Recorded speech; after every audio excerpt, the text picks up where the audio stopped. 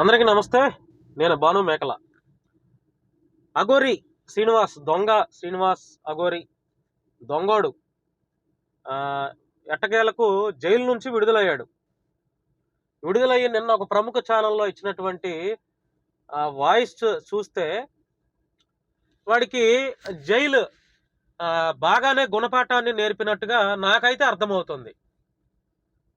నేను గత వీడియోలో కూడా చెప్పా, ఏ మనిషికి పరిస్థితులు బాగోలేక 2 చోట్లకు వెళ్ళకూడదు. ఒకటి ఆరోగ్యం బాగాలేక హాస్పిటల్కి వెళ్ళకూడదు, రెండోది పరిస్థితులు బాగాలేక జైలుకి వెళ్ళకూడదు. ఈ 2 చోట్లకు వెళ్ళిన ఏ వ్యక్తి అయినా సరే జీవితం అంటే ఏంటి అనేది, ఆ జీవిత సత్యాన్ని తెలుసుకొని బయటకు వస్తాడు. మరి అఘోరిగాడు దాదాపుగా 117 రోజులు జైలు జీవితాన్ని గడిపి బయటకు వచ్చిన తర్వాత అతని మాటల్లో నాకు కాస్త జీవితం అంటే భయం, చట్టం అంటే భయం, పోలీసులు అంటే భయం అన్నట్లుగా నాకు కనపడుతుంది.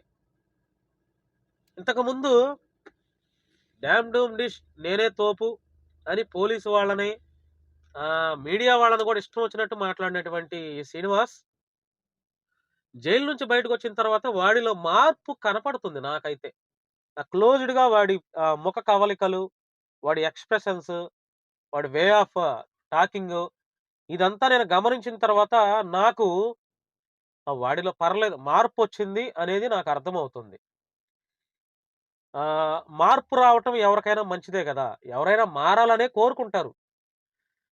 చెడు త్రోవలో వెళ్ళినటువంటి ఏ వ్యక్తినైనా సరే, చెడు మార్గంలో ప్రయాణించే ఏ వ్యక్తినైనా సరే మంచి మార్గంలోకి తీసుకొచ్చే ప్రయత్నం మనం అందరం చేశాం. మరి జైలు నుంచి బయటకు వచ్చాడు. వర్షిణిని నాకు సంబంధం లేదు, నన్ను వదిలిపోయారు, వాళ్ళు వదిలిపోతే నేనేం చేయాలి, నాకేం అవసరం అని మాట్లాడుతున్నాడు. వర్షిణి ఎక్కడుందో ఇప్పటి వరకు తెలియదు. వాళ్ళ అమ్మా నాన్నలకు నేను ఫోన్లు చేస్తే ఫోన్లు స్విచ్ ఆఫ్ వస్తున్నాయి. ఇల్లు కూడా మంగళగిరిలో ఏదైతే గతంలో వాళ్ళు ఎక్కడైతే ఉన్నారో అక్కడ నుంచి వాళ్ళు ఇల్లు ఖాళీ చేశారు. ఖాళీ చేసి మరి ఒక నెల రోజుల కిందట నేను మాట్లాడినప్పుడు మాత్రం వాళ్ళు తెనాలిలో వాళ్ళ సొంత ఊరికి వెళ్ళిపోయి అక్కడ ఏదో ఏదో పురుగుల బండో పకోడీ బండో పెట్టుకుని మా బ్రతుకు మేము బ్రతుకుతామయ్యా అని వాళ్ళ అమ్మ నాతో చెప్పినట్టుగా నాకు గుర్తు. మరి ఇప్పుడు రీసెంట్గా నిన్న కూడా నేను ఫోన్ చేశాను, ఫోన్లు స్విచ్ ఆఫ్ వచ్చినాయి. వర్షిణి ఎక్కడుందో తెలియదు. అయితే ఇంకొక మాట ఏంటంటే వర్షిణి ఆల్రెడీ తల్లిదండ్రుల దగ్గర సేఫ్గా ఉంది అనేది అదొక మాట. మళ్ళీ సరే, ఏదేమైనా కూడా అమ్మాయి ఎక్కడున్నా కూడా తల్లిదండ్రుల వద్దకు చేరాలని మనం అందరం ప్రయత్నం చేశాం కాబట్టి తల్లిదండ్రుల వద్దకు వెళ్ళిపోతే బెటర్. సారీ అండి, కొంచెం హెల్త్ బాగాలేదు. అయినా కూడా ఇది మంచి ఇష్యూ కాబట్టి, ఇది ప్రజలకు తెలియజేయాలి కాబట్టి మాట్లాడుతున్నాను. ఏ అమ్మాయి అయినా సరే వయసుకు వచ్చిన అమ్మాయి ఒక దిక్కుమొక్కు లేని ఒక వెధవతో, వేస్ట్ ఫెలోగాడితో వెళ్తే దాన్ని 2 తెలుగు రాష్ట్రాల్లో ఏ తల్లిదండ్రులు కూడా డైజెస్ట్ చేసుకోలేకపోయారు. ఎవరు కూడా దాన్ని ఒప్పుకోలేకపోయారు. నేనైతే చాలా ప్రయత్నం చేశాను, ఎలా అయినా అమ్మాయిని వాళ్ళ తల్లిదండ్రుల వద్దకు పంపించాలి, ఆ అమ్మాయి జీవితం బాగుండాలి, అనవసరంగా నాశనం చేసుకుంటుంది, స్పాయిల్ చేసుకుంటుంది అని నేనైతే చాలా కృషి చేశాను. కానీ అవలా. సరే, ఏదేమైనా కూడా అమ్మాయి వాళ్ళ తల్లిదండ్రుల దగ్గరికే వెళ్ళింది అనేది ఒక మాట. వెళ్తే సంతోషం, చాలా హ్యాపీ. ఆ అమ్మాయి ఇప్పటి నుంచైనా కొత్త జీవితాన్ని ప్రారంభించింది అని నేను అనుకుంటున్నాను. ఒకవేళ ఆ అమ్మాయి తల్లిదండ్రుల దగ్గరికి వెళ్లకుండా ఎక్కడికి వెళ్ళిందో మరి వెళ్ళిపోతే మరలా ఆ అమ్మాయి కెరియర్ నాశనం చేసుకున్నట్టే. కాబట్టి ఆడపిల్లలకి ఏం పోయే కాలం అండి. చక్కగా ఎర్రగా బుర్రగా ఉన్నవాడిని ప్రేమించి పెళ్లి చేసుకొని హ్యాపీగా లైఫ్ లీడ్ చేయొచ్చు కదా. ఈ ఎగోరీలు ఏమిటబడి, వాడికి గుడ్డలు లేవు, వాడిని పగలు చూస్తేనే రాత్రికి కల్లోకి వస్తాడు, వాడితో ఎట్లాంటి ఎందుకండి ఇదంతా కెరియర్ స్పాయిల్ చేసుకోవటం, అంతే కదా. సో మొత్తానికి అఘోరి గాడు జైలు భయపెట్టింది. జైల్లో ఎలా ఉన్నాయి పరిస్థితులు అంటే జైలు గురించి అడగొద్దని అంటున్నారు. ఒక్కడే సింగిల్ బ్యారెక్లోనే వాడిని వేశారు.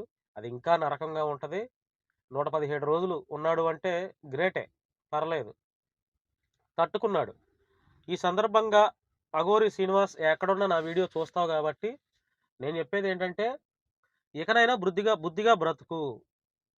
ఈ 2 తెలుగు రాష్ట్రాల్లో ఎక్కడ కనపడకు.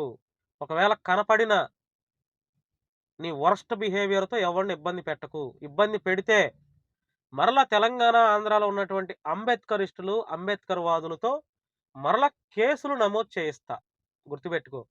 అంబేద్కర్ మహానుభావుడిని తిట్టావు, చాలా దారుణంగా తిట్టావు రాజ్యాంగ నిర్మాత.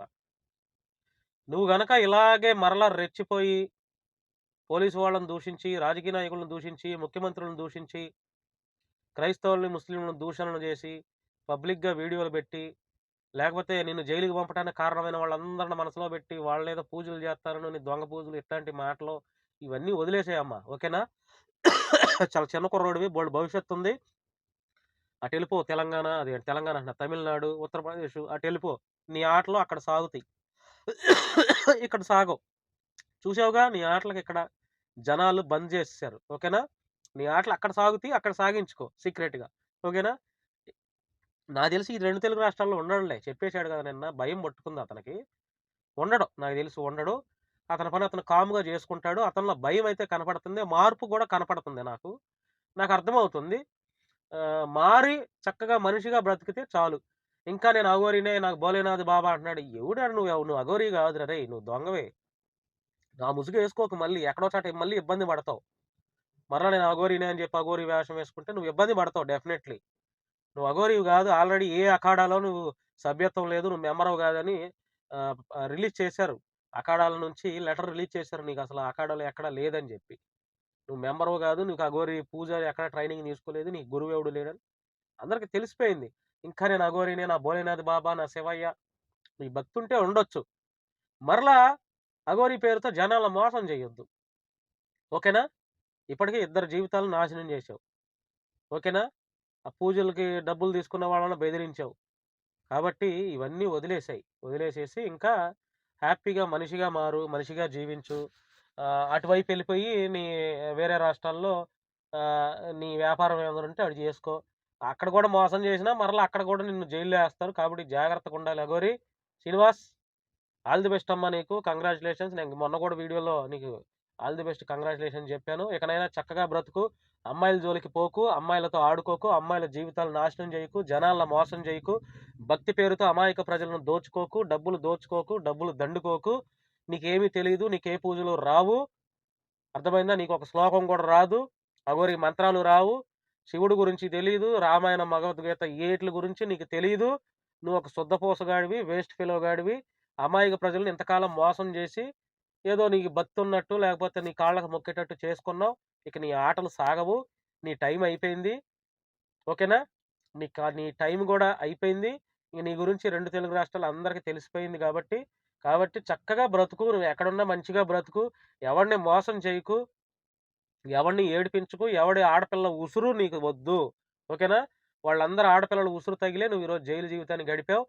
నువ్వు తప్పు చేసావు కాబట్టే 117 రోజులు జైల్లో ఉన్నావు. ఏదో ఇంకేదో మాటలు మాట్లాడదు. నేను తప్పు చేయలేదు కాబట్టి ధైర్యంగా బయటకొచ్చాను అని అన్నావు. కాదమ్మా. తప్పు చేశావు కాబట్టే లోపలికెళ్ళావు. బెయిల్ అనేది చట్ట ప్రకారం ఎవరికైనా ఇవ్వాల్సిందే కాబట్టి చట్ట ప్రకారం బెయిల్ ఇచ్చారు. అంతేగాని నువ్వు బయటకొచ్చినంత మాత్రం తప్పు చేయలేదని మాత్రం అపోహలొద్దు. ఓకేనా? జాగ్రత్తగా బ్రతుకు.